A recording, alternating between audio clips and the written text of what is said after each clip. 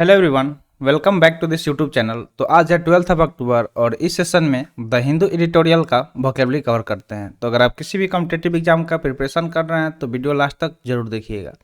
चलिए वीडियो शुरू करते हैं। जल्दी से लाइक कर दीजिए और चैनल पर नए हैं तो जल्दी से चैनल को सब्सक्राइब कर लीजिए। तो चलिए शुरू करते हैं आज का सेशन एक मोटिवेशनल कोट के साथ। तो दिया गया है कि सफलता हमेशा अच्छे विचारों से आती है और अच्छे विचार अच्छे लोगों के संपर्क से आते हैं। तो अगर आप लाइफ में सक्सेस होना चाहते हैं, सफल होना चाहते हैं, तो आप अपने थॉट को बदलिए। हमेशा अच्छा थॉट आपके मन में आना चाहिए। आपका जो विचार है, थॉट है, वो हमेशा अच्छा होना चाहिए, पॉजिटिव होना चाहिए। और अगर हम बात करें अच्छे विचार का, तो अच्छे विचार किन से मिलेगा आपको? तो जो लोग अच्छे हैं, यानी कि आप हमेशा उन संगत में रहिए जो सक्सेसफुल है, आपसे ज़्यादा ज्ञानी है और जो मतलब कोई भी काम अपने अच्छे तरीके से करते हैं। ठीक है, तो सफलता क्या होगा? उन्हीं वजह से मिलेगा जब तक आपके मन में विचार अच्छा नहीं होगा, पॉजिटिव थॉट्स नहीं होगा और जो आपका संपर्क है, आपका जो कांटेक्ट है लोगों से, वो अच्छे लोगों से ना होगा, तब तक सफलता मिलना बहुत ज़्यादा मुश्किल है। तो चलिए शुरू करते हैं। वर्ड्स देखते हैं क्या क्या दिया गया है। तो पहला वर्ड है इरेगुलरिटीज। इरेगुलरिटीज की बात करें तो यहाँ पे नाउन की तरह काम कर रहा है। इसका मीनिंग होगा द स्टेट और क्वालिटी ऑफ बीइंग इरेगुलर, यानी कि ऐसा क्वालिटी और अवस्था जिसमें कोई चीज़ इरेगुलर है। इरेगुलर मतलब क्या होता है? अनियमित। ठीक है, क्या होता है? अनियमित। तो इसका हिंदी मीनिंग क्या हो गया? अनियमितता हो जाएगा। ठीक है, क्या हो जाएगा? अनियमितता हो जाएगा। अगर इसके सिनोनिम्स की बात करें, यानी कि ऐसे वर्ड जो मीनिंग में सिमिलर हो, तो उसको डिस्टॉर्शन बोलेंगे, फ्लॉ, इनकंसिस्टेंसी या फिर एबेरेशन। ये सारे क्या हो जाएंगे? सिनोनिम्स हो जाएंगे। चलिए एंटोनिम्स की बात कर लेते हैं। तो परफेक्शन हो जाएगा, कॉन्फर्मिटी हो जाएगा, कंटिन्यूएशन हो जाएगा या फिर रेगुलरिटी हो जाएगा। तो ये सारे क्या हो गए? अपोजिट वर्ड हो गए। तो चलिए यहाँ पे कुछ सफिक्स यूज हुआ है। ठीक है, इस सारे जो भी यहाँ पे वर्ड देख रहे हैं सब में कुछ ना कुछ सफिक्स यूज हुआ है। तो चलिए कौन कौन सा सफिक्स यूज हुआ है देखते हैं। तो सबसे पहले डिस्टोर्शन में देख रहे होंगे आई ओ एन आया है, तो आई ओ एन आ गया। उसके बाद देखिए यहाँ पे आई ओ एन एबरेशन में भी आ गया है, तो छोड़िए उसको, यहाँ पे भी आई ओ एन आया है। तो आई ओ एन तो हम लोग लिख लिए। उसके बाद कॉन्फर्मिटी में आई टी वाई आया है। क्या है? आई टी वाई आया है। ठीक है, उसके बाद से यहाँ पे कंटिन्यूएशन में आई ओ एन आया है और इसमें आई टी वाई आया है। तो दो ही सफिक्स आया है, एक तो आई ओ एन और आई टी वाई। तो दोनों का दोनों जो सफिक्स होता है ये नाउन सफिक्स होता है, यानी कि ऐसे सफिक्स है जो वर्ड में जुड़ के उसे नाउन में चेंज कर देते हैं। ठीक है, तो इस तरह हम आइडेंटिफाई भी कर सकते हैं कि कौन सा वर्ड नाउन है, कौन सा एडजेक्टिव है, कौन सा एडवर्ब है। तो इस तरह ये चीज़ हम आपको बताएंगे, आप नोट डाउन करते रहिएगा। तो चलिए एक पिक्चर के थ्रू हम लोग समझते हैं कि इरेगुलरिटीज़ को। तो यहाँ पे दो बिल्डिंग दिखाया गया। ठीक है, एक ये वाला बिल्डिंग है, एक ये वाला। ठीक है, ये ए है और ये बी है। तो बी देखिए किस तरह शेप में, ये रेगुलर शेप में। ठीक है, चारों तरफ से एक ही जैसा दिख रहा है, इधर से भी इधर से। लेकिन इस ये किस फॉर्मेट में? इरेगुलर में, क्योंकि ये टेढ़ा इस तरह दिख रहा है। ठीक है, ये देखिए ये क्या है? इस तरह कर्व है, घुमा हुआ दिख रहा है। तो ये क्या हो गया? इरेगुलर हो गया। सेकेंड वर्ड दिया गया है एक्सटेंशन। एक्सटेंशन की बात करें तो ये नाउन की तरह काम कर रहा है, क्योंकि लास्ट में आई एन आया है। अभी अभी आपको लिखवाया कि आई एन क्या होता है? नाउन सफिक्स होता है। इसका मीनिंग होता है कवरिंग और इफेक्टिंग ए लार्ज एरिया। कोई चीज़ जो बहुत ज़्यादा एरिया को कवर कर रहा हो, ठीक है, या फिर इफेक्ट कर रहा हो, प्रभावित कर रहा हो, उसको एक्सटेंशन बोलते हैं।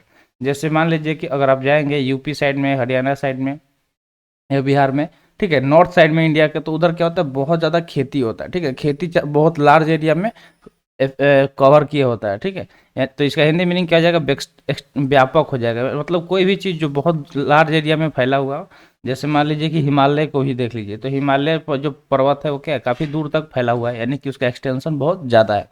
अगर इसके सिनोनिम्स की बात करें तो ब्रॉड, कॉम्प्रिहेंसिव, कंसिडरेबल या फिर एक्सपेंडेड हो जाएगा। ये सब क्या हो गया? इसके सिनोनिम्स हो गए। एंटोनिम्स की बात करें तो इसका एंटोनिम्स एक्सक्लूसिव हो जाएगा, इनसिग्निफिकेंट हो जाएगा, लिमिटेड हो जाएगा या फिर लिटिल हो जाएगा। चलिए यहाँ पे पिक्चर के थ्रू समझते हैं।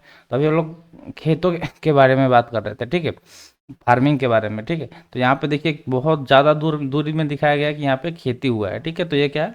एक एक्सटेंशन है। खेती क्या है? एक्सटेंशन का एक एग्जाम्पल दिया गया है। तो वर्ड को समझ सकते हैं पिक्चर के थ्रू।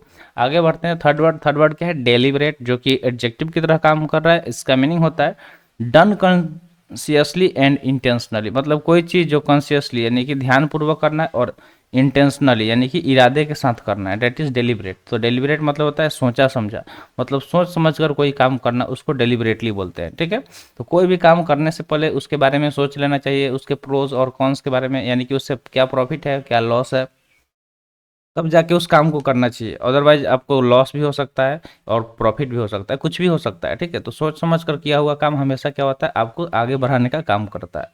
सिनोनिम्स की अगर हम बात करें तो इंटेंशनल हो जाएगा, कैलकुलेटेड हो जाएगा, कॉन्शियस हो जाएगा या फिर प्लान हो जाएगा। यानी कि जो चीज़ इंटेंशनल हो, इरादा के साथ किया गया हो, कैलकुलेट करके उसको अच्छे से किया गया हो, कॉन्शियस यानी कि एक एकाग्र मन से किया गया हो, योजना बना के किया गया हो, तो वो काम हमेशा सक्सेस होता है, ठीक है, सक्सेसफुल होता है। एंटोनिम्स की बात करें तो एक्सीडेंटल यानी कि कोई चीज़ अचानक से हो गया, अनइंटेंशनल यानी कि जो हम सोचे नहीं थे और वो चीज़ हो गया, केयरलेस यानी कि लापरवाही, हिडलेस, ये सब क्या हो गया, जस्ट अपोजिट वर्ड हो गया, ठीक है।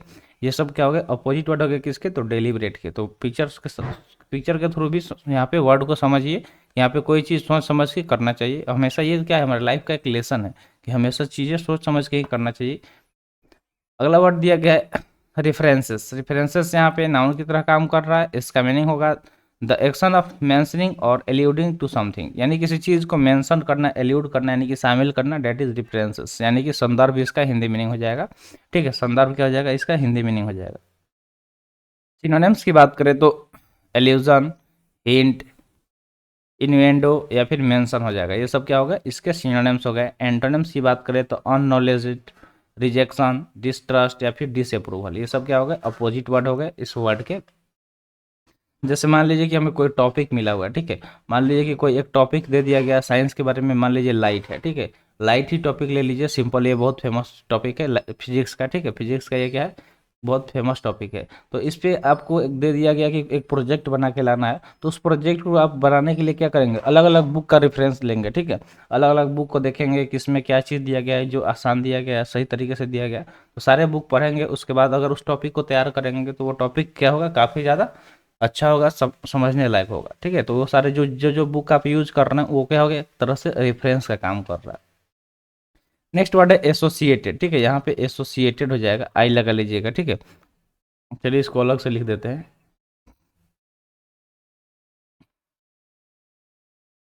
एसोसिएटेड, तो एसोसिएटेड यहाँ पे एडजेक्टिव की तरह काम कर रहा है। अगर इसके मीनिंग की बात करें तो इसका मीनिंग क्या होगा, तो इसका मीनिंग होगा कि कनेक्टेड विद समथिंग एल्स, मतलब कोई चीज़ जो कनेक्टेड हो, जुड़ा हुआ हो किसी चीज़ से, उसको बोलते हैं एसोसिएटेड। तो एसोसिएटेड मतलब होता है संबंधित, कोई चीज़ जो संबंधित हो। जैसे बहुत बार क्वेश्चन आता है कि दे देगा नीरज चोपड़ा, ठीक है। नीरज चोपड़ा के नाम दे देगा और पूछेगा कि Neeraj Chopra is associated with which sports, ठीक है। Neeraj Chopra is associated with which sports. Associated मतलब क्या होगा कि वो किससे संबंधित है, किससे जुड़ा हुआ है। तो इस तरह आप इसके कमेंट सेक्शन में कमेंट भी करके भी बताइएगा कि नीरज चोपड़ा किस स्पोर्ट से जुड़े हुए हैं, आपके लिए क्वेश्चन भी हो गया। तो चलिए इसका सिनोनिम्स देख लेते हैं। तो एसोसिएटेड मतलब क्या होता है कि आइडेंटिकल, जो मतलब उसके जैसा हो, लाइक हो, एक जैसा, सिमिलर हो या फिर एलाइड हो, जुड़ा हुआ हो। अगर एंटोनिम्स की बात करें तो इसका एंटोनिम्स क्या हो जाएगा, डिफरेंट मतलब अलग हो, डिसिमिलर हो, अनलाइक हो या फिर डिस्टिंक्ट हो। तो ये सब जस्ट अपोजिट वर्ड हो गए। जैसे यहाँ पे देख सकते हैं कि ये यहाँ पे जो भी कैंडिडेट का पिक्चर दिखाया गया सब क्या है, एसोसिएटेड है, एक दूसरे से क्या है, जुड़े हुए हैं, ठीक है। अगला वर्ड दिया गया प्रोसिक्यूशन। प्रोसिक्यूशन के लास्ट में आईओएन है। इसके मीनिंग की बात करें तो ये नाउन, देखिए सबसे पहले तो ये नाउन की तरह काम करेगा। इसके मीनिंग की बात करें, इसका मीनिंग हो जाएगा the institution and conducting of legal proceeding against someone in respect of a criminal charge. तो देखिए इंस्टीट्यूशन मतलब कोई भी इंस्टीट्यूशन है, कोई संस्था है जो कंडक्ट कर रहा है कोई लीगल प्रोसीडिंग, ठीक है। मतलब जो कानूनी कार्रवाई किया जाता है किसी के अगेंस्ट, किस रेस्पेक्ट में, तो क्रिमिनल चार्ज के रेस्पेक्ट में, उसको ही प्रोसिक्यूशन बोलते हैं। जिसका ही मीनिंग होता है अभियोग पक्ष, क्या हो जाएगा, अभियोग पक्ष इसका मीनिंग हो जाएगा। सिनोनिम्स की बात करें तो इसका सिनोनिम्स क्या हो जाएगा, अरेन हो जाएगा, इंडिक्ट हो जाएगा, लिटिगेट या फिर सू, ये सब सिनोनिम्स हो गए। एंटोनिम्स की बात करें तो डिफीट हो जाएगा, फेलियर हो जाएगा या फिर नेग्लेक्ट हो जाएगा। ये सब जस्ट अपोजिट वर्ड हो गए किसके, तो प्रोसिक्यूशन के। देखिए पिक्चर को थोड़ा सा समझ लीजिए, स्क्रीनशॉट मारना है, स्क्रीनशॉट मारते रहिएगा। अगला वर्ड दिया गया डिस्पेरेशन।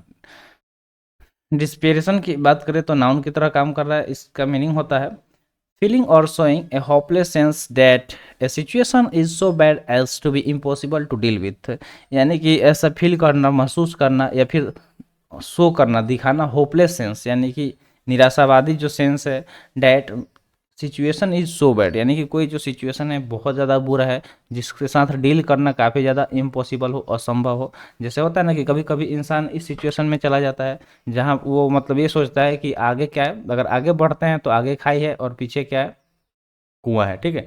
आगे कुआं है, पीछे खाई है, इस तरह से उस चीज़ में फंस जाता है, ठीक है।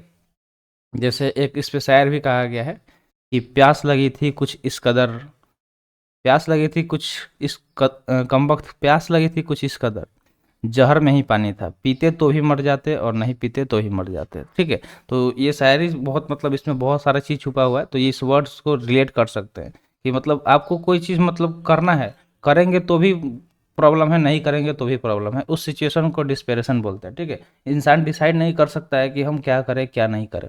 इसका हिंदी मीनिंग निराश हो जाता है, अगर किसी के साथ कुछ बुरा होता है तो वो निराश हो जाता है, ठीक है। जैसे हम लोग भी अगर तैयारी करते हैं, जब कभी बहुत जी जान लगा के तैयारी करते हैं और कहीं माइनस, कहीं कहीं क्या होता है कि 1 मार्क्स, 0.5 मार्क्स या फिर 0.35 मार्क्स, इस तरह से इस एग्ज़ाम अगर रह जाता है तो इंसान को बहुत हर्ट होता है कि हमने पूरा जी जान लगाया और थोड़ा सा के लिए नहीं हुआ। तो इंसान क्या होता है, डिस्पेरेट हो जाता है, निराश हो जाता है। अगर सिनोनिम्स की बात करें तो डिस्पेयरिंग हो जाएगा, क्या हो जाएगा, डिस्पेयरिंग, होपलेस, ठीक है, निराश हो जाएगा, एंग्विश हो जाएगा या फिर सुसाइडल हो जाएगा। ये सब क्या होगा, जस्ट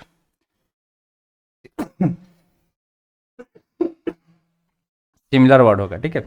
एंटोनिम्स की बात करें तो इसका एंटोनिम्स क्या हो जाएगा, चीयरफुल, कंपोज्ड, काम या फिर फियरफुल हो जाएगा। ये सब जस्ट अपोजिट वर्ड होगा। तो यहाँ पे पिक्चर में देख सकते हैं कि कोई बंदा जो सर पकड़ के बैठा हुआ है, काफ़ी निराश दिखाई दे रहा है। नेक्स्ट वर्ड की बात करें तो नेक्स्ट वर्ड है कंसीडर्ड। कंसीडर्ड वर्ब की तरह काम कर रहा है। इसका मीनिंग होता है by a notably large amount और to a notably large extent. तो कंसीडर मतलब क्या आता है कि कोई चीज़ जो अमाउंट में बहुत ज़्यादा हो या फिर उसका एक्सटेंशन बहुत ज़्यादा हो, उसको बोलते हैं कंसीडर।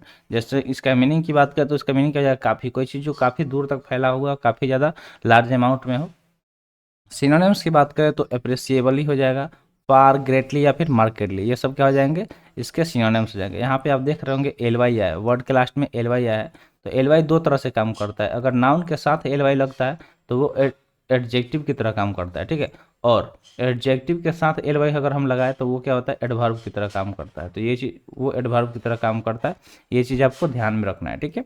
चलिए इसका एंटोनिम्स देख लेते हैं। तो एंटोनिम्स की अगर हम बात करें तो इसका एंटोनिम्स क्या हो सकता है, तो इनसिग्निफिकेंटली हो जाएगा, क्या हो जाएगा, इनसिग्निफिकेंटली, लिटिल, स्लाइटली या फिर अनअप्रिसिएबली। इनसिग्निफिकेंटली, लिटिल, स्लाइटली या फिर अनअप्रिसिएबली, ये सब जस्ट अपोजिट वर्ड हो जाएंगे, ठीक है। जैसे यहाँ पे मान लीजिए कि ये खिलौना दिखाया गया, तो ये क्या है, काफ़ी ज़्यादा है, लार्ज अमाउंट में खिलौना अवेलेबल है बच्चों के लिए।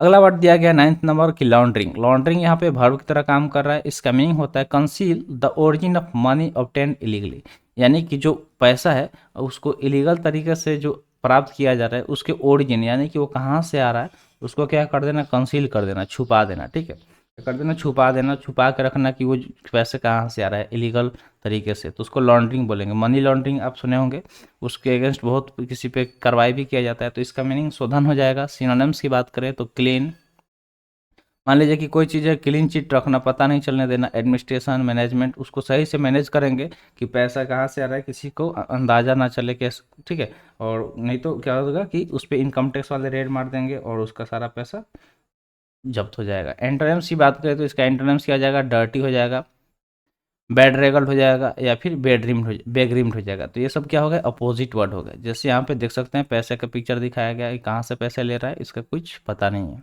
अगला वर्ड दिया गया है, वर्ड है एक्साइज। एक्साइज यहाँ पे नाउन की तरह काम कर रहा है। एक्साइज वर्ड, अगर आप एसएससी सीजीएल का तैयारी कर रहे हैं,